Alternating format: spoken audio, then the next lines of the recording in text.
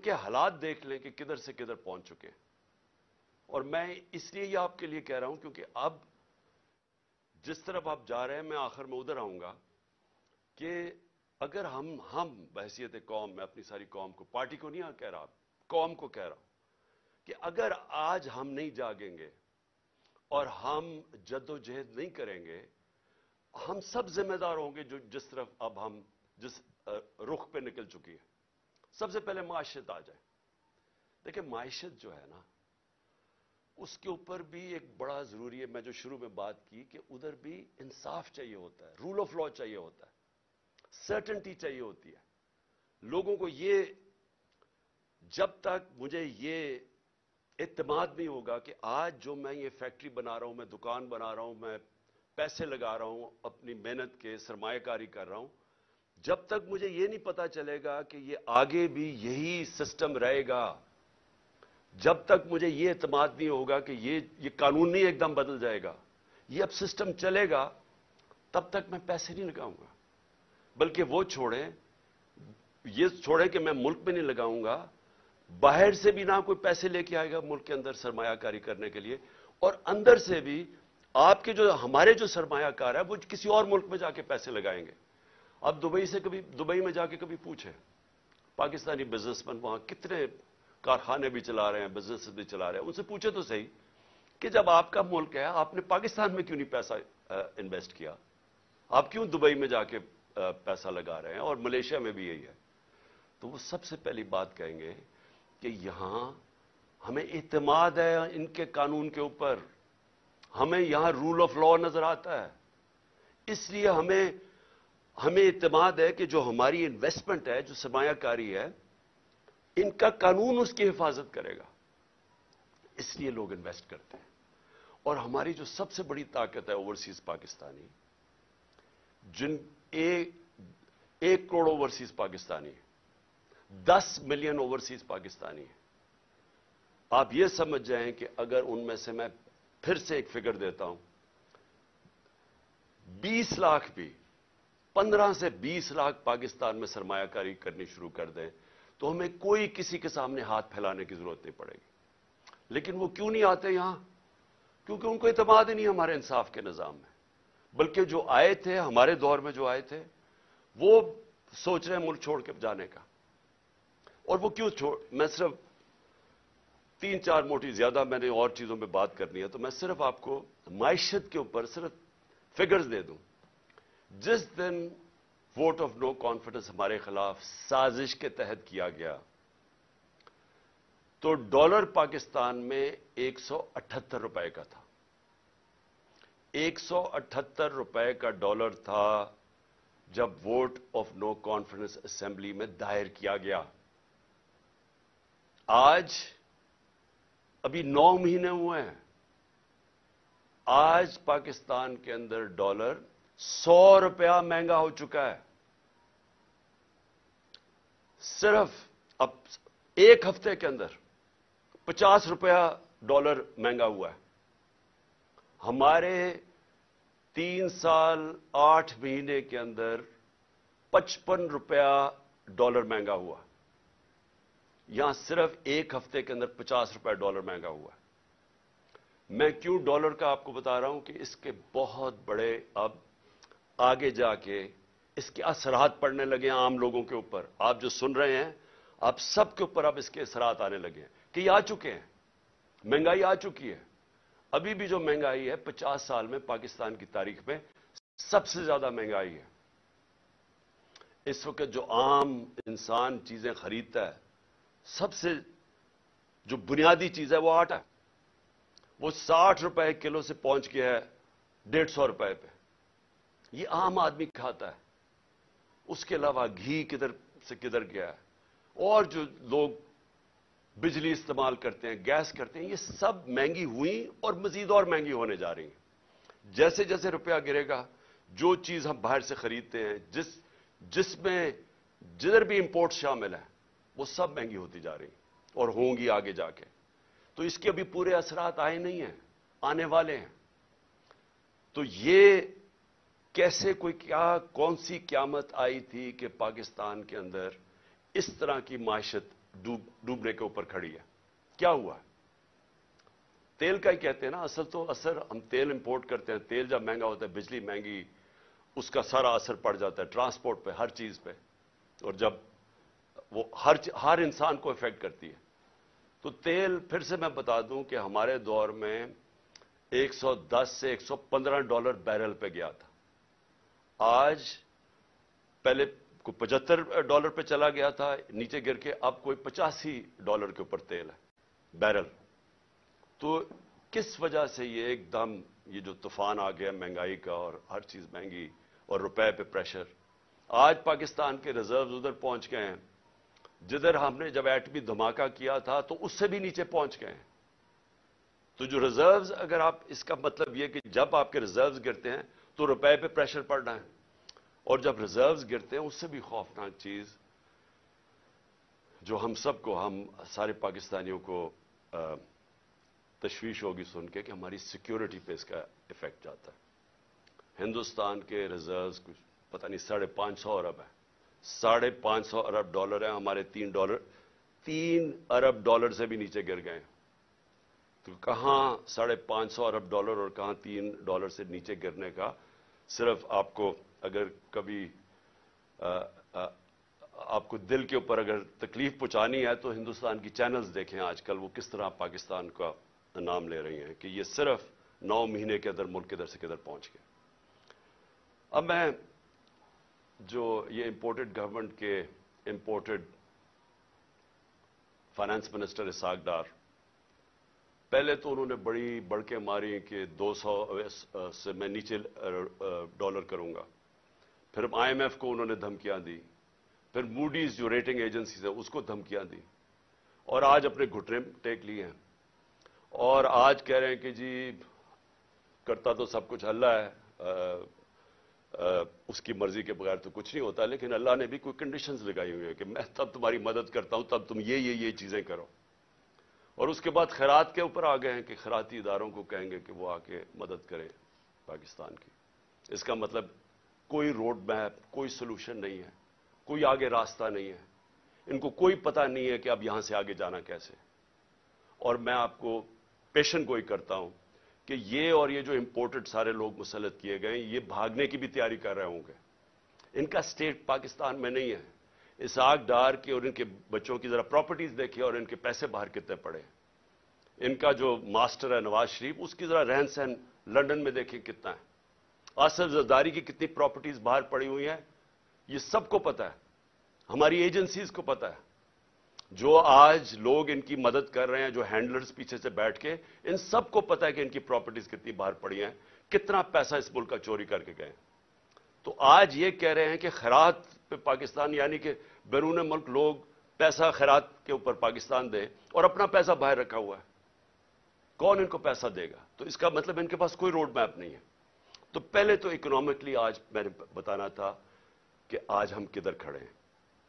उसके बाद दूसरी चीज आ जाए जो मैंने शुरू की थी बात, इंसाफ और रूल ऑफ लॉ की। जो आज हमारे बुनियादी हकूक, फंडामेंटल राइट्स, जिस तरह उनको मुस्तरद किया गया, जिस तरह उनकी वायलेशन की गई इस जब से ये इंपोर्टेड हुकूमत हमारे ऊपर बैठी है। मैं फिर से रिपीट करता हूं, जनरल मुशर्रफ के मार्शल लॉ में मैं ऑपोजिशन में था, मुझे जेल में डाला गया, लेकिन मैं आपको यकीन दिलाता हूं कि इस तरह का कभी हमने ऐसा जुल्म नहीं देखा जो इन्होंने किया। मैं सिर्फ नाम लिखे हुए हैं कि जो इन्होंने हमारे साथ किया।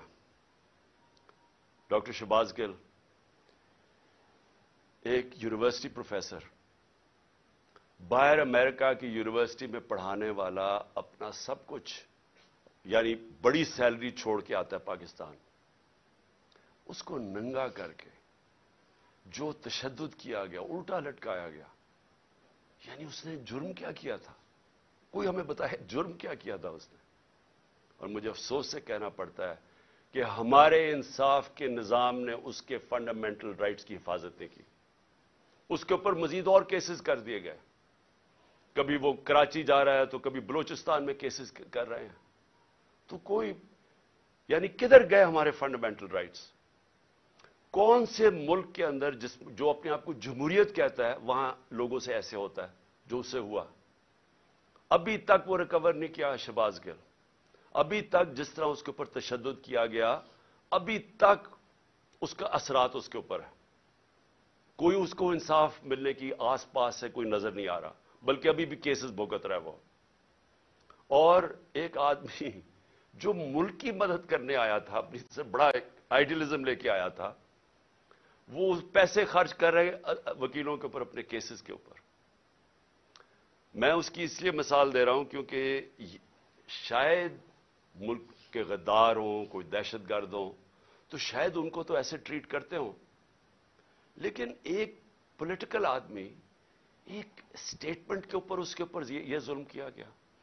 پھر جو اے آر وائی کا جو اس وقت جو ٹی وی چینل کا اس بیچارے کا جو نیوز ایڈیٹر ہے, اس کو کوئی کام ہی نہیں تھا, اس کو رات کے 3 بجے اٹھا کے لے گئے. مجھے یہ ایک نہیں سمجھ آتی کہ رات کے 3 بجے کیوں اٹھانے آتے ہیں؟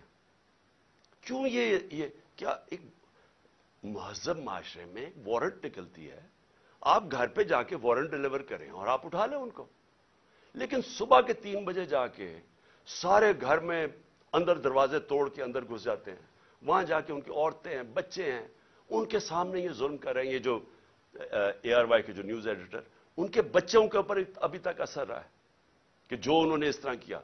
25 مئی کو جو انہوں نے ہمارے ساتھ کیا, 25 مئی کو لوگوں کے گھروں میں گھسے, 3 بجے تک رات کے لوگوں کے گھروں میں گئے, وہاں اسی طرح دروازے توڑ کے گئے. ایک جو میجر صاحب تھے, ان کے گھر میں جب دروازہ توڑ کے گئے تو انہوں نے گولی چلائی. کسی کو کیا پتا کہ ڈاکو آ گیا, کون آ گیا رات کو, تو وہ بیچارہ سپاہی بیچارہ ایسے مارا گیا بیچ میں.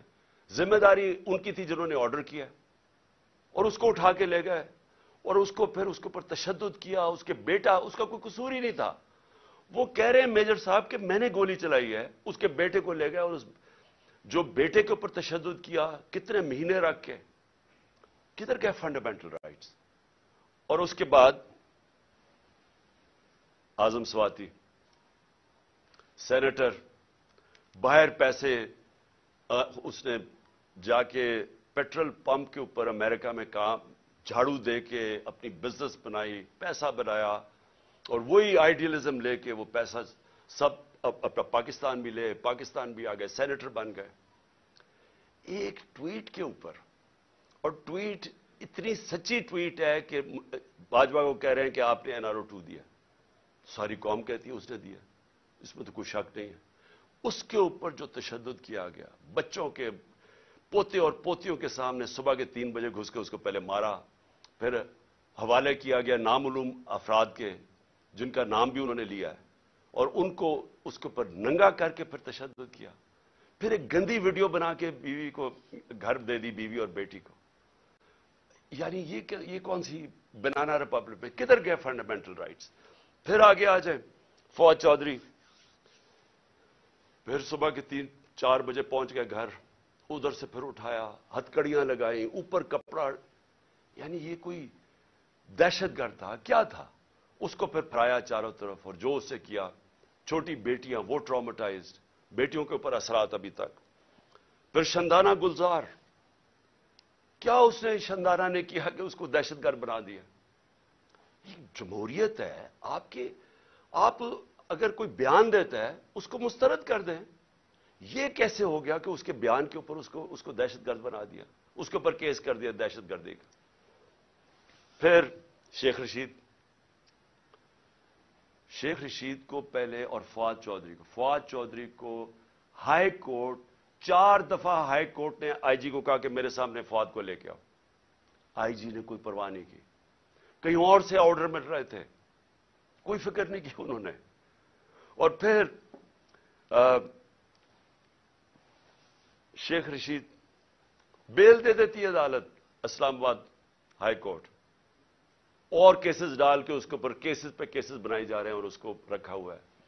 ایک کتنی دفعہ شیخ رشید منسٹر بن چکے ہیں, عمر ان کی 75 سال ہے, رات کو ہتکڑیاں باندھ کے ان کو کمرے میں رکھا ہے, ان کے اوپر کپڑا ڈالا رکھا ہے.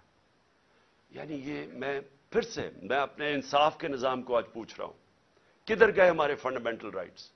اور پھر मैं गिनाना चाहता हूं, इमरान रियाज को उठाया। हर वो आदमी जो रजीम चेंज के जो सहाफी खिलाफ है, हर उस आदमी को सिंगल आउट किया इन्होंने। हर उस आदमी के ऊपर, जिस तरह इमरान रियाज को ये दूसरी दफा उठा के लेके गए थे, अरशद शरीफ की जो सारे इस मुल्क के लिए जो सबसे दर्दनाक कहानी है सहाफियों की तारीख में, जो उससे किया गया, मुल्क से बाहर पर कत्ल किया गया, उसको शहीद किया गया। एयाज अमीर, समी इब्राहिम, गुलाम हुसैन, जो लोग रजीम चेंज के खिलाफ लिखते थे, तनकीद करते थे, उन सारों को बारी बारी कहीं ना कहीं उनको डराया, धमकाया, उठाया गया। सोशल मीडिया के हमारे लड़के, उन्होंने मुझे ऐसी ऐसी कहानियां सुनाई हैं जो हमारे नहीं भी थे, उन्होंने लोगों ने आके बताया है, जो वैसे सोशल मीडिया पे जो तनकीद कर रहे थे, उनको रातों को उठाया, उनको भी लेके गए, कहीं को नंगा किया, वही किया, वही एक स्टैंडर्ड चीज थी। खालिद गुजर हमारे एमएनए के कैंडिडेट हैं, उनके भाई शबीर गुजर एमपीए रह चुके हैं। कल रात उनके ऊपर पुलिस पहुंच के उनके गांव के ऊपर सराउंड कर दिया, गाड़ियां तोड़ी वहां। फरोख हबीब, उसके ऊपर डकैती का केस डाल दिया।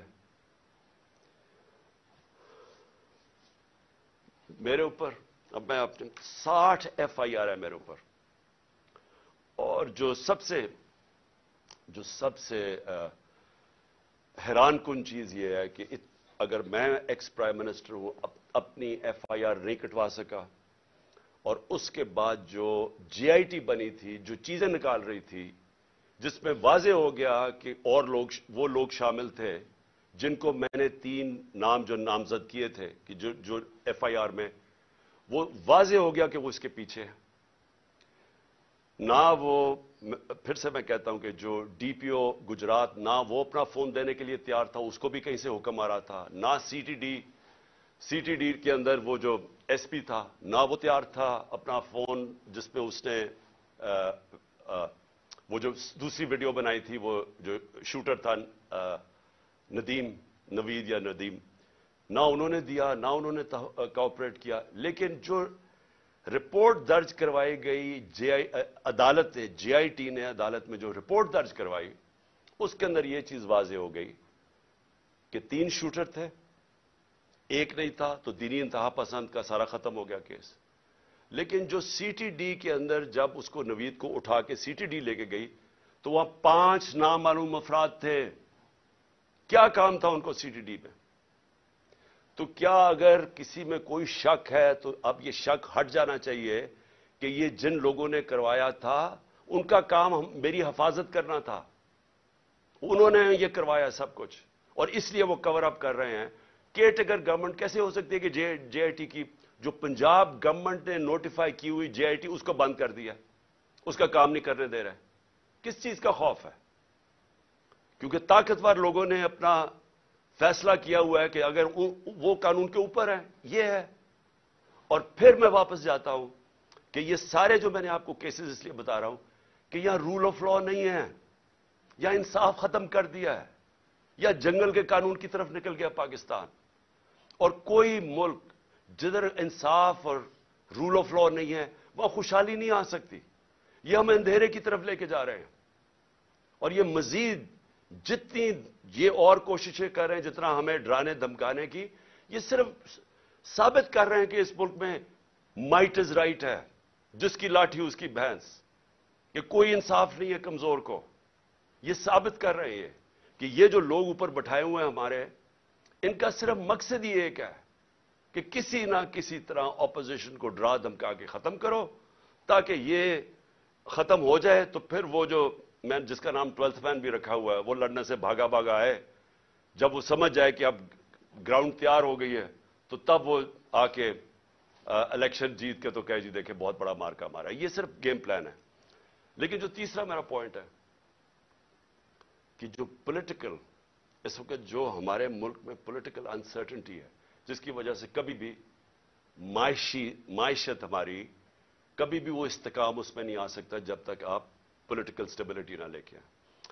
तो हमने जब फैसला किया, मैंने फैसला किया कि हम अपनी 2 गवर्नमेंट्स को डिसॉल्व करते हैं, पख्तूनख्वा और पंजाब को, तो उसके पीछे अपना मुल्क का सोच रहा था कि मैंने सोचा कि अगर हम, आइन कहता है کہ جیسی آپ اپنی گورنمنٹ ڈیزالو کرتے ہیں جو گورنر ہے اس نے 90 دن کے اندر الیکشن کی ڈیٹ دینی ہے. یہ پاکستان کا آئین ہے. میں نے وہ آئین سوچ کے اپنی گورنمنٹس کو ڈیزالو کیا تھا.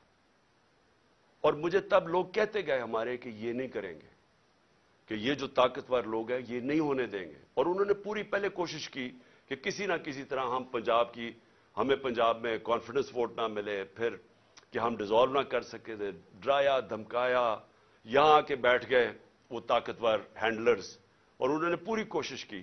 لیکن اللہ ایک پلان اوپر والے کا بھی ہوتا ہے نا, وہ کامیاب ہو گیا. ہمیں 186 ووٹ مل گئے اور ہم نے اپنی گورنمنٹ, جب کانفیڈنس مل گیا ووٹ, ہم نے اپنی گورنمنٹ ڈیزالو کر دی.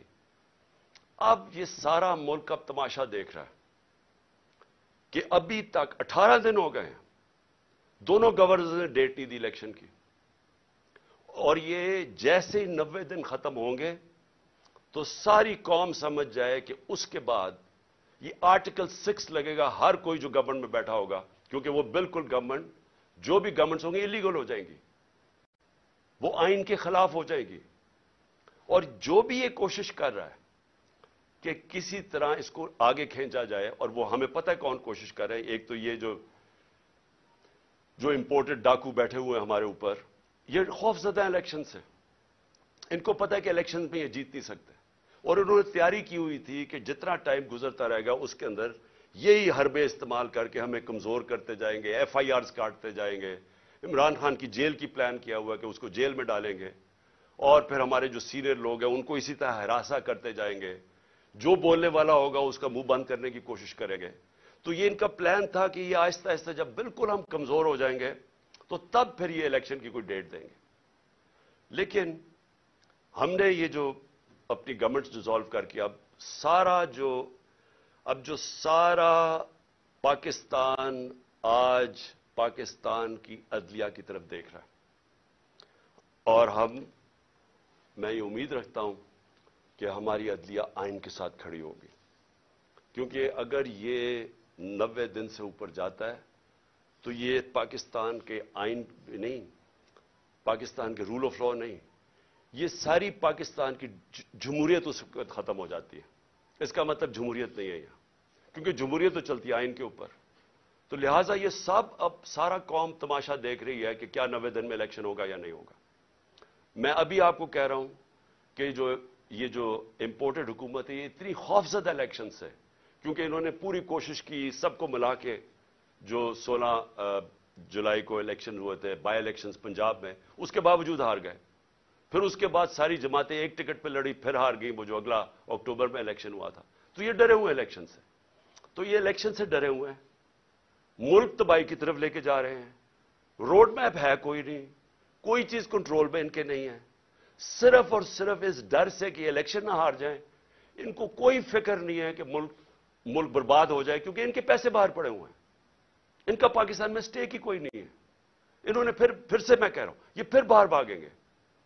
لیکن اس جو ملک میں رہنے والے لوگ ہیں ان سب کو تو سوچنا چاہیے نا کہ ہم کدھر جا رہے ہیں, اور ان کو فکر کرنی چاہیے, ہم سب کو فکر کرنی چاہیے کہ اگر یہ ملک نہیں ہے تو ہم نہیں ہیں. اور اگر جس طرح معیشت تباہ ہوتی جا رہی ہے تو سب سے پہلے تو ہماری ساورنٹی جا رہی ہے, آزادی ہماری جائے گی, اور جو ہم پہلے سے کہہ بیٹھے. تو میں آخر میں میں ختم کرنے سے پہلے میں یہ جو دہشت گردی ہوئی, دہشت گردی کو بھی پوری کوشش کی گئی کہ کسی نہ کسی طرح اس سے سیاسی فائدہ اٹھایا جائے. میں یہ شہباز شریف کے سامنے رکھنا چاہتا ہوں, کیونکہ شہباز شریف کو کوئی یا تو یاداشت ختم ہو گئی ہے یا پریشر میں آ کے ان کو چیزیں نہیں یاد. تو انہوں نے کہا جی کے پی نے پیسہ نہیں خرچ کیا یا کچھ نہیں کیا یا کے پی ذمہ دار ہے. میں صرف آپ کو بتانا چاہتا ہوں کہ پختونخوا میں 2013 میں جب ہماری حکومت آئی تھی تو تقریباً 700 پولیس والوں نے شہادتیں دے چکے تھے. پولیس ڈیمورلائز تھی, پولیس کے حالات برے تھے اس وقت, کیونکہ پولیس اپنے آپ کو ڈیفینڈ کر رہی تھی, لوگوں کو کیسے ڈیفینڈ کرتی. اور سب سے زیادہ جو قربانی دی وہ پختونخوا اور اب جو قبائلی علاقہ اس کا حصہ بن گیا, قبائلی علاقے کے لوگوں میں سب سے زیادہ قربانی, اور اس کے بعد پختونخوا کے لوگوں نے سب سے زیادہ وار آن ٹیرر میں قربانی دی تھی. इसलिए कल वो इतनी तादाद में निकले हैं अमन मार्च में, क्योंकि उनको खौफ है कि फिर से ऑपरेशन शुरू हुआ तो फिर जिस वक्त ऑपरेशन होगा तो उसमें बेकसूर शहरी मारे जाते हैं जिस तरह पहले वो मारे गए थे। तो इसलिए उनको खौफ आ रहा है कि किसी तरह ये अमन हो वहां, ये फिर से ऑपरेशन ना शुरू हो जाएं। लेकिन जब शहबाज शरीफ ने कहा ना कि हमने कोई तवज्जो नहीं दी, तो मैं जरा सिर्फ आपको फिगर्स बताना चाहता हूं। 9 साल, और मुझे इस चीज का फख्र है कि हम जब 2013 के ऊपर आए तो सिर्फ आप ग्राफ देख लें दहशतगर्दी का, उससे पहले देख लें और उसके बाद सारा दहशतगर्दी नीचे आई, और वो नीचे आई मैं बताऊंगा क्यों आई। और हम जब फेडरल गवर्नमेंट में थे तो क्यों नहीं इस तरह की दहशतगर्दी थी तब। हम जिम्मेदारी तब लेते हैं जब हम गवर्नमेंट में बैठे हुए थे। जब गवर्नमेंट से 9 महीने निकल चुके हैं, जिम्मेदारी आपकी है, नाअहली आपकी है। पख्तूनख्वा ने 9 सालों में 2013 के बाद 600 अरब रुपया खर्च किया सिक्योरिटी के ऊपर। उससे पहले ट्रेनिंग का एक पुलिस का स्कूल था, 4 स्कूल बनाए हमारे होते हुए, 4 नए स्कूल बनाए गए पुलिस के हमारे दौर में 9 सालों में। उससे सबसे इंपॉर्टेंट चीज कि एलीट ट्रेनिंग स्कूल बनाया नौशहरा में, कि एलीट पुलिस उसकी ट्रेनिंग की जाए। स्पेशल कॉम्बैट फोर्स बनाई गई जिसका सिर्फ मकसद था कि दहशतगर्दी के लिए उनको ट्रेन किया जाए। इसकी वजह से दहशतगर्दी नीचे आई। फिर शहबाज शरीफ ने कोई कहा कि जी फोरेंसिक डीएनए की लेबोरेटरी नहीं बनी। 2017 में खैबर मेडिकल कॉलेज में डीएनए की लेबोरेटरी बनाई गई। तो मैं ये जो झूठ बोले गए वो खत्म करना चाहता हूं। फिर उसने कहा कि फाटा का जो बजट है उसमें सारे सूबे कंट्रीब्यूट कर रहे थे। जब फाटा का मर्जर हुआ तो सब ने फैसला किया कि हां हम पैसे देंगे, ताकि फाटा जब हिस्सा बना पख्तूनख्वा का तो उसको आराम से अब्जॉर्ब करने के लिए यह फैसला हुआ था। मैं आपको सिर्फ 2 सूबों ने पैसे दिए थे। वो जो कमिटमेंट की थी कि 4 सूबे अपने एनएफसी अवार्ड से पैसे देंगे, सिर्फ 2 सूबों ने दी। पख्तूनख्वा ने खुद दिए और दूसरा पंजाब ने दिया। बाकी 2 सूबों से पैसा नहीं आया हुआ। और जब हमारे दौर में हमने 55 अरब रुपया हर साल हमने एलोकेट किया था फाटा के लिए, ताकि वहां डेवलपमेंट हो और वो मर्ज कर जाए आराम से। जब से पीडीएम आई है 55 अरब से सिर्फ 5 अरब रुपया दिया गया है पख्तूनख्वा की हुकूमत ने। तो मैं ये सिर्फ करेक्ट करना चाहता था कि ये जरा झूठ बोले गए थे। आखिर में जी देखें, मैं ये आखिर में बात करना चाहता हूं कि प्लान तो इनका बहुत वाज़ेह है। ये जो करप्ट इंपोर्टेड हुकूमत हमारे पर मुसल्लत की गई है और इनके पीछे जो हैंडलर्स हैं, इनके प्लान तो ये है कि कमजोर करके तहरीक इंसाफ को डरा धमका के लोगों को केसेस करवा के, और फिर बिल्कुल जब ये कमजोर हो जाए और फिर इलेक्शन कमीशन इनके साथ मिली हुई है, वो हर किस्म की मदद कर रही है इनकी इलेक्शन की, और फिर केयर टेकर गवर्नमेंट्स ऐसी ले आए। मैं फिर से रिपीट करता हूं कि इस मुल्क की तारीख में केयर टेकर गवर्नमेंट का ऐसा मजाक नहीं उड़ा जो ये अब उड़ा है। ये ऐसी केयर टेकर गवर्नमेंट्स बनाई है कि हमारे जो सबसे हमारे खिलाफ पुलिस वाले थे और ब्यूरोक्रेट्स थे, उनको हमारे ऊपर मुसल्लत किया गया। वो लोग जो सारे हमारे एंटी थे, यानी इतनी भी शर्म नहीं आई कि 2-3 ही कोई होते जो कि न्यूट्रल होते। मैं प्रो भी नहीं कह रहा, न्यूट्रल होते। सारे एंटी लोगों को बढ़ा के 2 गवर्नमेंट्स में ले आए। इलेक्शन कमीशन भी इनकी, केयर टेकर गवर्नमेंट्स भी इनकी, पीछे से जो मदद भी इनकी आ रही है, और उसके बाद केसेस करवा के और जेलों में डाल डूल के तो फिर ये इलेक्शन का प्लान बना हुआ है। हमने जब 25 मई को जब हमारे पर तशद्दुद हुआ, तो अगर उस वक्त हम फैसला कर देता, मैं फैसला कर देता, जो हमने प्लान बनाया था धरना देने का, मुझे पता था कि अगले दिन खून खराबा होना है, क्योंकि इन्होंने इतना जुल्म किया था लोगों के ऊपर कि वहां गुस्सा था। हम सारे हमारे वर्कर्स में सब में गुस्सा था, और मुझे पूरा यकीन था कि अगले दिन क्लैश होना और खून खराबा होना और इंतशार फैलना। मैंने वो कॉल ऑफ कर दी। जो लॉन्ग मार्च थी 25 की सुबह को कॉल ऑफ कर दी, 26 की सुबह को। फिर 26 नवंबर को जब लाखों लोग इस पिंडी पे पहुंचे और हमने फैसला किया हुआ था कि हम उधर से फिर इस्लामाबाद जाएंगे, फिर जब मैंने देखा कि जितनी तादाद लोगों की थी, अगर वो इस्लामाबाद चलते तो वहां फिर क्लैशेस होने थे, इंतशार होना था, और फिर हमें खौफ था कि क्लैशेस होने थे और उसकी वजह से मुल्क में इंतशार फैला। वो फिर कॉल ऑफ कर दी और फैसला किया अपनी गवर्नमेंट्स गिराने का। अब हमारे पास दो रास्ते हैं। जो ये कर रहे हैं, मुल्क गिर, हम स्ट्राइक्स, पहिया जाम, डेमोन्स्ट्रेशन, ये रास्ता है। ये भी वैसे जमहूरियत का रास्ता है, लेकिन मायशत का इतना बुरा हाल है कि अगर हम इस रास्ते पर निकल गए तो मजीद और नीचे जाएगा। इसलिए मैं आज अपने सारे वर्कर्स को, पाकिस्तानी कौम को, आज सबको कहता हूं कि तैयारी कर लें। हमने जेल भरो तहरीक करनी है। इन्होंने हमारे ऊपर अब इसी तरह का तशद्दुद किया।